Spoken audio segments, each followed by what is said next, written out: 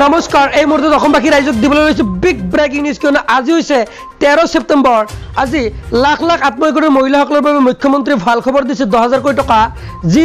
লাভ কৰিব তাৰ বাবে ভাল খবৰ আহি পৰিছে আৰু ইয়াৰ লগতে ৰেচন কাৰ্ড আৰু যি অৰুণোদয় আঁচনিৰ বাবে ডাঙৰ ঘোষণা কৰিছে হাতত মাত্ৰ এদিন সময় আছে এদিন পিছতে লাভ কৰিব এইসমূহৰ সুবিধা আৰু যি এডিআৰি পৰীক্ষা আছে পৰীক্ষাৰ্থীসকলৰ বাবে বৃহৎ ঘোষণা কৰিছে 15 তাৰিখৰ পৰা আৰম্ভ হ'ব পৰীক্ষা আজি প্ৰথমটো খবৰ লাখপতি বাইদেউ আঁচনি এছএসজি 10,000 টকাৰ স্কিম ইয়াতে কিন্তু মুখ্যমন্ত্ৰীয়ে ভাল খবৰ দিছে আৰু যি গোটৰ মহিলা আছে তেওঁলোকৰ বাবে কি কৈছে চাই লওক অসম চৰকাৰৰ ঘোষণা অনুযায়ী আত্মনিৰ্ভৰ মহিলাসকলক 10,000 কোটি টকা প্ৰদান কৰিব আৰ্থিক দিশত সবল কৰাৰ উদ্দেশ্য প্ৰতিজন মহিলা সদস্যসকলক 10,000 কোটি টকা প্ৰদান কৰিব অসমৰ মুখ্যমন্ত্ৰী হিমন্ত বিশ্ব শৰ্মা ছাৰে লগতে অসমৰ মাননীয় মুখ্যমন্ত্ৰী ডাঙৰীয়াই এখন মিটিঙত কোৱা অনুযায়ী যিসকল আত্মনিৰ্ভৰ মহিলাসকলে এই যি অমৃত বৃক্ষ আন্দোলন আছিল অৰ্থাৎ যোৱা 17 ছেপ্টেম্বৰ তাৰিখে অমৃত বৃক্ষ আন্দোলন আঁচনিৰ গছপুলি ৰোপণ কৰি অফিচিয়েল ৱেবছাইটত সেলফি আপলোড কৰিছে সেইসকল আত্মসহায়ক গোটৰ মহিলাসকলে ডাইৰেক্ট 10,000 টকা পোৱাৰ আঁচনিত অন্তৰ্ভুক্ত হৈছে সেইসকল মহিলাক অসম চৰকাৰে ফৰ্ম প্ৰদান কৰি ইতিমধ্যে জমা ল'লে এতিয়া গোটৰ মহিলাৰ ফৰ্মসমূহ পৰীক্ষা কৰি আছে কেৱল মাত্ৰ এটাই চাব সন্তান কিমানজন আছে হেতু চাই একাউণ্টত সোমাই দিব 10,000 টকা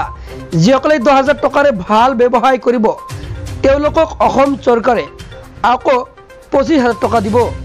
তথাপি যদি লাখপতি হ'ব নোৱাৰে আৰু 10-20,000 টকা দিব কিন্তু অসমৰ মুখ্যমন্ত্ৰীয়ে স্পষ্টীকৰণ দিছে পৰৱৰ্তী খবৰ ৰেচন কাৰ্ড আৰু অৰুণোদয় সুবিধা লাভ নকৰা লাখ লাখ লোকৰ বাবে ভাল খবৰ আহি পৰিছে হয় যদি আপোনাৰ ৰেচন কাৰ্ড আৰু অৰুণোদয় নাপায় তেনে ক্ষেত্ৰত ভাল খবৰ নতুনকৈ 20 লাখ পৰিয়ালক দিয়া হ'ব ৰেচন কাৰ্ড আৰু অৰুণোদয় আঁচনি নতুনকৈ প্ৰতি সমষ্টিতে 10,000 কৈ মহিলাক দিয়া হ'ব অৰুণোদয় আঁচনি অৰ্থাৎ 15 ছেপ্টেম্বৰৰ পৰা কিন্তু আপুনি আবেদন কৰিব পাৰিব ৰেচন কাৰ্ড আৰু অৰুণোদয় আঁচনিৰ বাবে জিলা ভিত্তিত বিতৰণ কৰা হ'ব এইসমূহ ৰেচন কাৰ্ডৰ আবেদন কৰিবৰ বাবে বাধ্যতামূলক হৈ পৰিছে এতিয়াৰে পৰা আধাৰ কাৰ্ড আবেদনৰ সময়ত সংলগ্ন কৰিব লাগিব আধাৰ কাৰ্ড প্ৰপত্ৰ পূৰণৰ সময়ত আধাৰ কাৰ্ড ভোটাৰ কাৰ্ড আদি গাঁঠি দিব লাগিব আবেদনৰ সময়ত সংলগ্ন কৰিব লাগিব আধাৰ কাৰ্ড হয় প্ৰপত্ৰ পূৰণৰ সময়ত আধাৰ কাৰ্ড ভোটাৰ কাৰ্ড আদি গাঁঠি দিব লাগিব আপুনি অৰুণোদয় 3.0 আবেদন প্ৰক্ৰিয়া 15 ছেপ্টেম্বৰৰ পৰা আৰম্ভ হ'ব হয় হাতত মাত্ৰ এদিন বাকী আছে অৰ্থাৎ আৰু 1 ফেব্ৰুৱাৰীৰ পৰা লাভ কৰিব এই অৰুণোদয় আঁচনিৰ ধনসমূহ 12,60,000 নতুন হিতাধিকাৰীক দিয়া হ'ব নতুনকৈ অৰুণোদয় আঁচনি ৰেচন কাৰ্ড থকা পৰিয়ালেহে লাভ কৰিব অৰুণোদয় আঁচনি তৃতীয় আৰু চতুৰ্থ বৰ্গৰ প্ৰাৰ্থীৰ বাবে ডাঙৰ খবৰ হয় পৰৱৰ্তী খবৰটো হৈছে যে যদি আপুনি তৃতীয় আৰু চতুৰ্থ বৰ্গ পৰীক্ষা দিব তেন্তে আপুনি কেইটামান সাৱধানতা হ'ব লাগিব ছটাকৈ নিৰ্দেশনা জাৰি কৰিছে চাকৰি প্ৰাৰ্থীৰ বাবে অৰ্থাৎ যি পৰীক্ষাত নকল কৰি ধৰা পৰিলে হ'ব 3 বছৰৰ জেল আৰু 1 লাখ টকাৰ জৰিমনা আদায় দিব নোৱাৰিলে অতিৰিক্ত 9 মাহৰ কাৰাদণ্ড হ'ব কুচক্ৰ আৰু নকল কৰিলে 10 বছৰৰ কাৰাদণ্ড হ'ব 10 কোটি টকা পৰ্যন্ত জৰিমনা নকল কাৰ্যত লিপ্ত বুলি প্ৰমাণিত হ'লেই 2 বছৰৰ বাবে দিব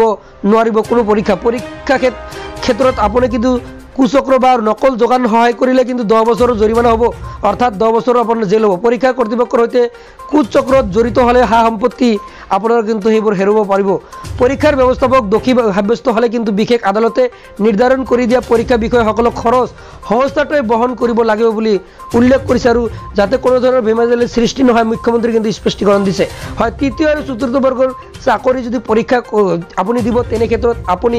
এইসমূহ কিন্তু সাৱধান হ'ব লাগিব হয় ভিডিঅ'টো যিমান পাৰে বেছিকৈ শ্বেয়াৰ কৰি দিয়ক কিয়নো হাতত মাত্ৰ এদিন বাকী আছে আৰু এদিন পিছতে পৰীক্ষা আৰু যি ৰেচন কাৰ্ড আৰু অৰুণোদয় কিন্তু আবেদন প্ৰক্ৰিয়া আৰম্ভ হ'ব আজি এইকেইটা আছিল আপোনালোকৰ বাবে দিবলগীয়া আপডেট এনেকুৱা ধৰণৰ নিত্য ভিডিঅ' পাই থাকিবলৈ চেনেলটো ছাবস্ক্ৰাইব কৰি ৰাখি দিয়ক আৰু পেজটো ফ'ল' কৰি ৰাখি দিয়ক চাজুলি মানে ধন্যবাদ।